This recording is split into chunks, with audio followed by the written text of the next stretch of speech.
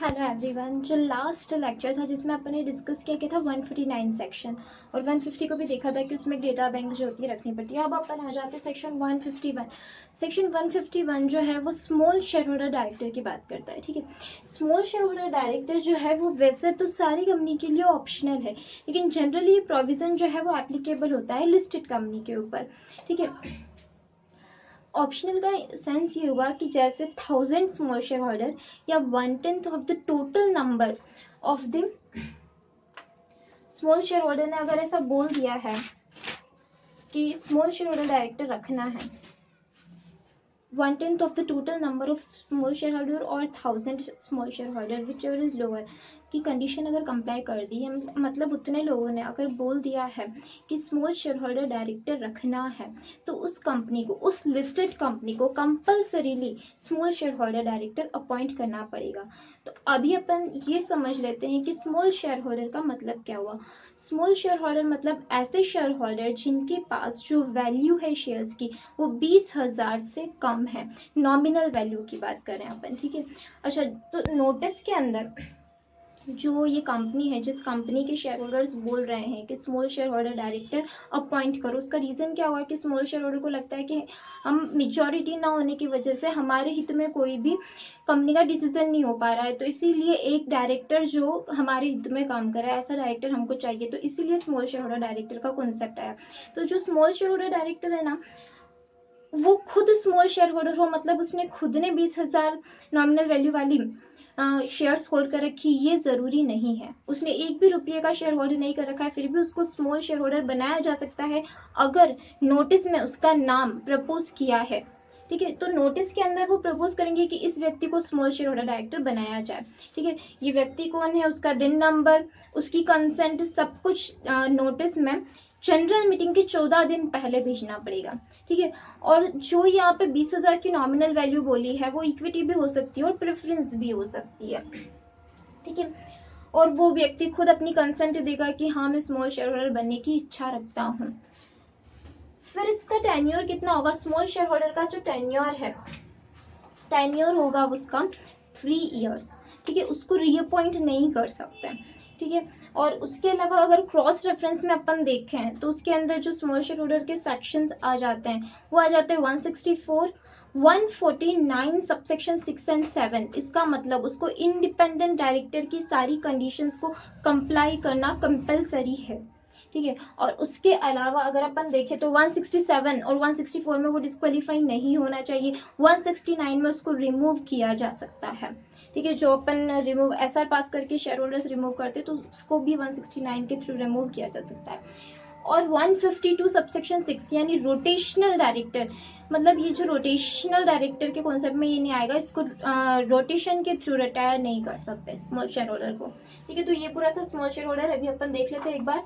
एक तो listed company है, उसको कब कंपलसरी हो जाएगा, जब नोटिस दे दिया है 1000 स्मॉल शेयर होल्डर या 1/10 of the total number of small shareholder whichever is lower, जितने शेयर होल्डर्स ने। ठीक है, 14 डेज बिफोर जनरल मीटिंग ये नोटिस देना पड़ेगा, जिसमें बोलना पड़ेगा कि एसएसडी अपॉइंट करो।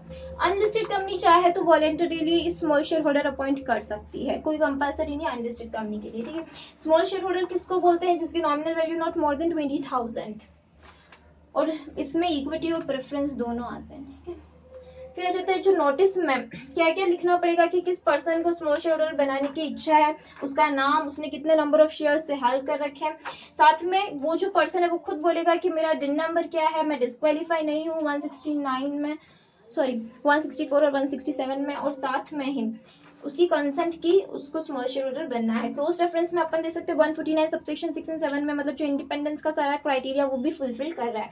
164 वो सब ठीक है। फिर टेन्योर 3 कॉन्जिक्यूटिव ईयर तक रहेगा। मेन इंपॉर्टेंट बात, कितनी कंपनीज में कोई पर्सन स्मॉल शेयर होल्डर बन सकता है, तो यहाँ पे आ जाता है कि 2 कंपनीज में मैक्सिमम एक पर्सन स्मॉल शेयर होल्डर बन सकता है। वो भी ऐसी 2 कंपनीज नहीं होनी चाहिए जो कि कॉम्पिटिटिव बिजनेस में है।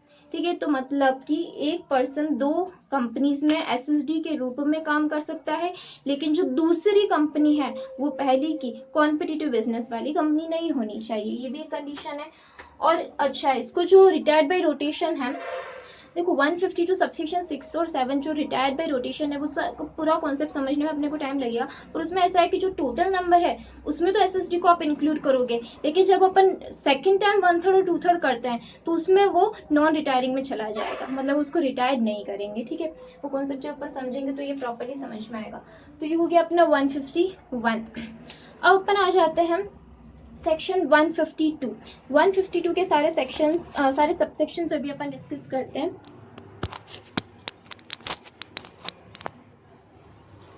152 सबसेक्शन 1। 152 सबसेक्शन 1 किसके बारे में बात करता है? First director. अच्छा, फर्स्ट डायरेक्टर कौन होना चाहिए? तो सबसे पहले तो बोला है कि फर्स्ट डायरेक्टर आर्टिकल में पहले से बता दे कि इनको फर्स्ट डायरेक्टर रखना है, ठीक है। तो फर्स्ट डायरेक्टर जो आर्टिकल में बता दे उनको रखेंगे। फिर आ जाता है इसके अंदर कि अगर आर्टिकल में नहीं बताया, मतलब आर्टिकल में नाम नहीं दिया है फर्स्ट डायरेक्टर का, तब फिर क्या करें? तो लगेगा regulation 60। Regulation 60 contain in table F. Regulation 60 क्या बोलता है? Majority of the subscriber of MOA को अपन फर्स्ट डायरेक्टर मानेंगे। अच्छा ठीक है, अगर किसी कंपनी के अंदर रेगुलेशन 60 नहीं लगता है तो उस कंपनी के लिए बोला है कि जहां पे रेगुलेशन 60 नहीं लगता है तो ऑल सब्सक्राइबर ऑफ मेमोरेंडम, वो भी कौन से सब्सक्राइबर? जो कि इंडिविजुअल है, मतलब कॉर्पोरेट बॉडीज है, कॉर्पोरेट बॉडीज को फर्स्ट डायरेक्टर नहीं मानेंगे। तो यहाँ पे आ जाता है कि अगर रेगुलेशन 60 नहीं बोला तो सारे के सारे सब्सक्राइबर जो है वो फर्स्ट डायरेक्टर हो जाएंगे, लेकिन वही सारे सब्सक्राइबर्स जो कि इंडिविजुअल है, लेकिन कि हमारे जो सब्सक्राइबर है वो सारी कंपनीज ही है, एक भी इंडिविजुअल नहीं है, तब फिर क्या करें? तब फिर ऐसा होगा कि जो कंपनी बाद में अपॉइंट करेगी एज फर्स्ट डायरेक्टर वही फर्स्ट डायरेक्टर रहेगा। तो सिंपल सा कॉन्सेप्ट है, सबसे पहले आर्टिकल में लिखा है, आर्टिकल में नहीं लिखा है तो रेगुलेशन 60 टेबल एफ बोलता है कि मेच्योरिटी ऑफ सब्सक्राइबर, जहाँ पे रेगुलेशन 60 अप्लाई नहीं होता है सारे के सारे सब्सक्राइबर, लेकिन जहाँ पे सारे के सारे सब्सक्राइबर बॉडी कॉर्पोरेट है तो फिर जो कंपनी अपॉइंट करे एज फर्स्ट डायरेक्टर वही फर्स्ट डायरेक्टर होंगे। फर्स्ट डायरेक्टर का कॉन्सेप्ट इजी था और बहुत ही कम एग्जाम में पूछा जाता है। फिर आ जाता है सेक्शन 152 सबसेक्शन 2। सारे के सारे जो डायरेक्टर है, ये मोस्ट इंपॉर्टेंट है, सारे के सारे डायरेक्टर्स जो है वो जनरल मीटिंग में अपॉइंट करेंगे। ये एक सेक्शन बोल रहा है 152 सबसेक्शन 2 बोल रहा है, ठीक है, लेकिन इसके बहुत सारे एक्सेप्शंस हैं। जो 161, 1, 2, 3, 4 है वो सारे इसके एक्सेप्शन है, जहाँ पे जनरल मीटिंग में डायरेक्टर अपॉइंट नहीं होता है, डायरेक्टर को बोर्ड अपॉइंट करता है, ठीक है। तो 152 सबसेक्शन 2 के अपवाद बाद में पढ़ेंगे। फिर आ जाता है 152 सबसेक्शन 3, वो है दिन। अच्छा, दिन होना चाहिए, जो भी डायरेक्टर है, दिन कैसे अपन लेते वो सारा अपन बाद में देखेंगे, लेकिन किसी भी इंसान को अगर डायरेक्टर बनना है तो उसके पास डायरेक्टर आइडेंटिफिकेशन नंबर जो 154 में बोला है वो होना जरूरी है।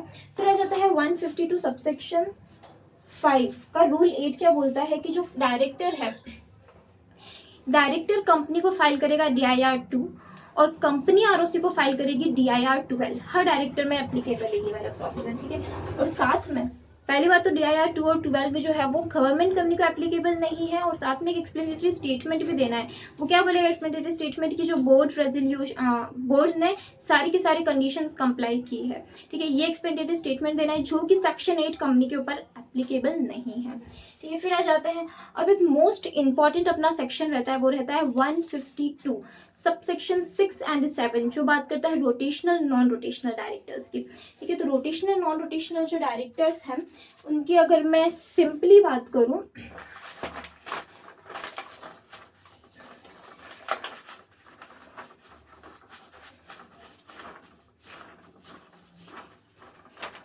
देखो अभी मैं समझाती हूँ 152 6 एंड 7, ठीक है। इसके अंदर सबसे पहले जितने भी टोटल नंबर है उनका अपन 1/3 कर लेते हैं और 2/3 कर लेते हैं। अब ये जो टोटल नंबर है इसमें से 1/3 जो है वो होने चाहिए रोटेशनल डायरेक्टर और 2/3 जो है वो होने चाहिए नॉन रोटेशनल डायरेक्टर। मतलब टोटल नंबर में से जो 1/3 डायरेक्टर है रोटेशनल, सॉरी ये होनी चाहिए नॉन रोटेशनल और ये होनी चाहिए रोटेशनल, ठीक है। अब टोटल नंबर में कौन कौन से डायरेक्टर इंक्लूड नहीं करते हैं? पहला तो नॉमिनी डायरेक्टर, दूसरा इंडिपेंडेंट डायरेक्टर्स, इनको टोटल नंबर में इंक्लूड नहीं करते। मतलब टोटल जितने भी अपने नंबर है डायरेक्टर्स के उसमें से इंडिपेंडेंट और नॉमिनी को लेस कर लेना, फिर जो बचे हुए डायरेक्टर है उनका 1/3 और 2/3 करना है, ठीक है। अब 1/3 2/3 में अगर पॉइंट में आंसर आ रहा है तो आपको इसमें अपर राउंड ऑफ करना है, ध्यान से। अपर राउंड ऑफ मतलब 0.33 भी है तो आपको आगे वाला नंबर लेना पड़ेगा, ठीक है। अपर राउंड ऑफ करना है तो अपर राउंड ऑफ जितने क्या हो जाएंगे अपने रोटेशनल डायरेक्टर हो जाएंगे, ये हो गए रोटेशनल डायरेक्टर। अब इस 2/3 में से 1/3 और 2/3 कर देते हैं। अब इतने जो 1/3 है ना, ये हर साल जनरल मीटिंग में क्या हो जाएंगे, रिटायर्ड बाय रोटेट हो जाएंगे, मतलब रोटेशन के थ्रू रिटायर्ड हो जाएंगे। और 2/3 जो होंगे वो रिटायर्ड नहीं होंगे रोटेशन के थ्रू, तो ये हो जाएंगे। और अच्छा, जब यहाँ पे 1/3 और 2/3 कर रहे सेकेंड टाइम, तो उसके अंदर नॉर्मल राउंड ऑफ लेना है। नॉर्मल राउंड ऑफ का मतलब होगा अगर 0.5 से ज्यादा है तो आगे वाला नंबर लो, और 0.5 से कम है तो फिर पीछे वाला नंबर लेना है। तो ऐसे इसको लेंगे 1/3 और 2/3 को। अब एक बात है यहाँ पे, जब अपन 1/3 और 2/3 कर रहे हैं, टोटल नंबर में क्या इंक्लूड नहीं करना है वो तो अपन ने समझ लिया, लेकिन जब यहाँ पे 1/3 और 2/3 करते हैं तो 1/3 के अंदर जो डायरेक्टर्स रिटायर्ड होने वाले, क्या वो रीअपॉइंट हो सकते हैं? बिल्कुल हो सकते हैं रीअपॉइंट, लेकिन कुछ कंडीशंस है कि जिनकी वजह से उनको रीअपॉइंट नहीं करेंगे अपन। तो वो कौन कौन सी कंडीशन है? अगर उनकी अनविलिंगनेस है कि हम अब इस कंपनी में आगे कंटिन्यू नहीं करना चाहते, या फिर उनका टेन्योर खत्म हो गया, 3 साल का टेन्योर था 3 साल का खत्म हो गया, 5 साल का टेन्योर था 5 साल का खत्म हो गया, जो भी था। या फिर ऐसा हो गया कि वो किसी डिस्क्वालिफिकेशन से, कहीं पे डिस्क्वालिफिकेशन अराइज हो गई, डिस्क्वालिफिकेशन जो 164 के अंदर लिखी हुई है वो अराइज हो गई, या फिर 169 में उनके, वैसे उनका नाम प्रपोज हुआ था लेकिन जो लोड था वो लॉस्ट हो गया, मतलब उनके लिए SROR पास नहीं हुआ, ठीक है। तो अगर ये सारा कंडीशन हो गया तो फिर उनको रीअपॉइंट नहीं करेंगे। अदरवाइज 152 सबसेक्शन 7 के अंदर उनको रीअपॉइंट कर रहे थे अपन, ठीक है। अब अपन आ जाते हैं कि इसके अंदर एक BR कुंद्रा का जो केस है, BR Kundra versus motion picture का केस है, कि जहां पे जनरल मीटिंग हेल्ड ही नहीं हुई तो क्या वो ऑटोमेटिक रीअपॉइंट हो जाएंगे? जनरल मीटिंग हेल्ड नहीं करने की वजह बोर्ड ऑफ डायरेक्टर की गलती थी कि बोर्ड ऑफ डायरेक्टर ने जानबूझ के जनरल मीटिंग बुलाई नहीं। तो ऑब्वियसली ऐसा तो नहीं करेंगे बोर्ड ऑफ डायरेक्टर, अगर ऐसा होता तो बोर्ड ऑफ डायरेक्टर जानबूझ के जनरल मीटिंग करवाते ही नहीं और ऑटोमेटिक वो अपने आप रीअपॉइंट हो जाते हैं। तो इसमें ये मानेंगे कि बोर्ड ऑफ डायरेक्टर जानबूझ के जो ये गलती कर रहे हैं कि जनरल मीटिंग अपॉइंट नहीं कर रहे हैं, तो जनरल मीटिंग जिस दिन हो जानी चाहिए थी, जो उसकी ड्यू डेट थी, उस दिन ऐसा माना जाएगा कि उनका ऑटोमेटिक ऑफिस क्या हो गया, वैकेट हो गया। समझ में आया? ये BR Kundra versus motion picture का केस है। उसके अलावा यहाँ पे जो 1/3 डायरेक्टर की बात करते हैं तो उसके अंदर कौन से डायरेक्टर होंगे जो रिटायर्ड हो रहे हैं? तो वो डायरेक्टर जिन्होंने लॉन्गेस्ट पीरियड ऑफ ऑफिस सर्व किया है। अभी इसमें ऐसा भी हो सकता है, मतलब फीफो मेथड, जो पहले आएगा पहले चला जाएगा। अब इसमें ऐसा हो गया कि 2 डायरेक्टर एक ही दिन आए और दोनों में से एक को ही अपने को रिटायर्ड करना है, तो क्या करें? तो या तो वो म्यूचुअल कंसेंट के थ्रू क्या हो जाएंगे, रिटायर्ड हो जाएंगे, या फिर अगर वो म्यूचुअल कंसेंट के थ्रू रिटायर्ड नहीं होना चाहते तो उनके लिए लॉट सिस्टम चलेगा कि लॉट में जिसका नाम आ जाएगा वो रिटायर्ड हो जाएगा, ऐसे, ठीक है। तो ये हो गया। अब इसमें मेरे हिसाब से 152 सबसेक्शन 6 और 7 के अंदर अभी कुछ भी बचा नहीं है। एक लास्ट प्रोविजन में और बता देती हूँ कि अगर आर्टिकल बोलता है कि हमें सारे के सारे डायरेक्टर को रोटेशन में लेना है, तो क्या वो 1/3 2/3 की बजाय ऑल नंबर ऑफ डायरेक्टर्स को रोटेट कर सकता है? बिल्कुल कर सकता है। फिर यहाँ पे जो फर्स्ट 1/3 2/3 किया था ना, वो नहीं करेंगे, इसकी जरूरत ही नहीं पड़ेगी। टोटल नंबर में से सीधा 1/3 कर देंगे, टोटल नंबर में से सीधा 1/3 कर देंगे और उतने नंबर ऑफ डायरेक्टर्स क्या कर लेंगे, रिटायर्ड कर लेंगे रोटेशन के थ्रू, ठीक है। तो ये पूरा रोटेशन का कॉन्सेप्ट था। एक बात है, एडिशनल डायरेक्टर जो है क्या वो रिटायर्ड बाय रोटेशन में आएगा? तो देखो, फर्स्ट जो टोटल नंबर में से अपन ने इंडिपेंडेंट नॉमिनी को हटा दिया, वो तो हटा दिया। बाद में जब अपन ने रिटायरिंग नॉन रिटायरिंग वापस निकाले थे सेकेंड बार, तो उसके अंदर वो नॉन रिटायरिंग में रहेंगे एडिशनल डायरेक्टर्स, ठीक है। एक बात है कि अगर आपकी नॉन प्रॉफिट ऑर्गेनाइजेशन है तो क्या उसके ऊपर ये प्रोविजन लगेगा? हाँ, ये लगेगा। ऐसा एक बार एक क्वेश्चन आया था, तो उसमें नॉन प्रॉफिट ऑर्गेनाइजेशन देख के अपने को कंफ्यूज नहीं होना है कि क्या इसके ऊपर ये लगता नहीं है क्या प्रोविजन, रोटेशन का प्रोविजन NPO के ऊपर लगता है, ठीक है। और बाकी इसमें और कोई केस स्टडी नहीं है। तो ये था 152 सबसेक्शन 6 एंड 7। तो अभी जो अपन ने इस लेक्चर में डिस्कस किया, क्या क्या डिस्कस किया? सबसे पहले 151 स्मॉल शेयर होल्डर डायरेक्टर कौन होता है? सबसे पहले तो स्मॉल शेयर होल्डर जो 20,000 की नॉमिनल वैल्यू से कम की वैल्यू होती है, इक्विटी हो चाहे प्रेफरेंस हो। उसके अलावा small shareholder director listed company में कंपलसरी, अगर 1000 स्मॉल शेयर होल्डर या फिर 1/10 of the total number of small share holder अगर बोल देते हैं तो अनलिस्टेड कंपनी के अंदर ऑप्शनल है। उसके अलावा पर्सन हिमसेल्फ क्या बताएगा कि मेरा डिन नंबर क्या है, मैं डिस्क्वालीफाई नहीं हूँ, मेरी कंसेंट है। और नोटिस के अंदर 14 दिन पहले, जनरल मीटिंग की 14 दिन पहले क्या क्या भेजना, उसका नाम, उसकी कंसेंट, कंसेंट और उसने कितने नंबर हेल्ड कर रखे शेयर्स। क्रॉस रेफरेंस में 149 सबसेक्शन 6 एंड 7 की कंडीशन अप्लाई करनी है, 169 के अंदर उसको रिमूव कर सकते हैं, 164 167 में डिस्क्वालीफाई नहीं होना चाहिए। टेन्योर कितना रहेगा, 3 साल तक का। और वो 2 कंपनीज में से ज्यादा में स्मॉल शेयर होल्डर नहीं बन सकता, लेकिन जो दूसरी कंपनी है वो उसकी कॉम्पिटिटिव बिजनेस वाली नहीं होनी चाहिए। ट्राई बाई रोटेशन में टोटल नंबर में इंक्लूड नहीं होगा। ठीक है, फिर आ जाता है 152 सबसेक्शन 1 जो देखा था वो था फर्स्ट डायरेक्टर कौन बनेगा। फिर 152 सबसेक्शन 2 जो था वो देखा था कि दिन जरूरी है। और 152 सबसेक्शन 3 जो है वो क्या देखा था अपन ने, 152 सबसेक्शन 2 देखा था कि जनरल मीटिंग में ही सारे डायरेक्टर्स अपॉइंट होंगे। 152 सबसेक्शन 3 देखा था कि दिन जरूरी है 154 के अंदर जो दिन है। और फिर 152 सबसेक्शन 4 में देखा था कि हर डायरेक्टर को दिन फर्निश करना पड़ेगा, मतलब डायरेक्टर आइडेंटिफिकेशन नंबर, और डिक्लेरेशन देना पड़ेगा कि मैं डिस्क्वालीफाई नहीं हूँ। इसमें एक बात थी 152 सबसेक्शन 4 के अंदर कि जो माइनर है वो एक्सप्रेसली इस प्रोविजन में डिस्क्वालीफाई नहीं किया हुआ है, लेकिन वो 152(5) के अंदर कंसेंट देने के लिए एलिजिबल नहीं है, तो वो अपने आप ही क्या हो गया, डिस्क्वालीफाई हो गया। फिर जैसे 152 सबसेक्शन 5 के अंदर DIR 2 फर्निश करना है, किसको, डायरेक्टर कंपनी को करेगा, और DIR 12 कंपनी ROC को करेगी। ये एप्लीकेबल किस पे नहीं है, गवर्नमेंट कंपनी। और एक्सपेंडिचर स्टेटमेंट देना है कि बोर्ड ने सारी रिक्वायरमेंट फुलफिल की है, ये एप्लीकेबल किस पे नहीं है, सेक्शन 8 कंपनी। फिर 152 सबसेक्शन 6 और 7 में अपन ने देखा रिटायर बाय रोटेशन, सबसे पहले टोटल नंबर होता है जिसमें से इंडिपेंडेंट नॉमिनी को हटा देते हैं। फिर 1/3 2/3 करते हैं, जिसमें से जो 1/3 है वो क्या हो जाते हैं, नॉन रोटेशनल, और 2/3 हो जाते हैं रोटेशनल डायरेक्टर। 2/3 इसमें क्या लेंगे, 2/3 को अपर राउंड ऑफ करके लेंगे, फिर 2/3 का वापस 1/3 और 2/3 करते हैं, जिसमें से 1/3 डायरेक्टर को हर AGM के अंदर रिटायर्ड बाई रोटेशन के थ्रू रिटायर होना पड़ता है, जिसमें से लॉन्गेस्ट ऑफिस जिसने सर्व किया है उसको हटाया जाएगा। फीफो मेथड से देखा जाएगा, अगर 2 डायरेक्टर एक ही पोस्ट पे आ जाते हैं तो लॉट के थ्रू या फिर म्यूचुअल कंसेंट से उनको हटाया जाएगा। ये सब था इसके अंदर, ठीक है। और रोटेशनल नॉन रोटेशन में एक BR Kundra versus motion picture का केस भी था, जिसमें AGM जो है टू बी हेल्ड जिस दिन होती है उस दिन ऑटोमेटिक उनका रिटायरमेंट हो जाएगा, ऑटोमेटिक रीअपॉइंटमेंट नहीं होगा। और बाकी आर्टिकल बोले तो सारे के सारे डायरेक्टर्स को भी अपन रोटेशन में ले सकते हैं, और अगर उनको रीअपॉइंट होना है तो कुछ कंडीशंस जो है वो फुलफिल करनी पड़ेगी, जैसे वो डिस्क्वालीफाई नहीं है, उन्होंने उनकी अनविलिंगनेस नहीं है, या लोट उनके लिए मतलब एजेंडा उठाया गया, लोट उनके लिए रेजोल्यूशन पास नहीं हुआ, ये सब कुछ है। तो ये आ जाता है 152 6 एंड 7।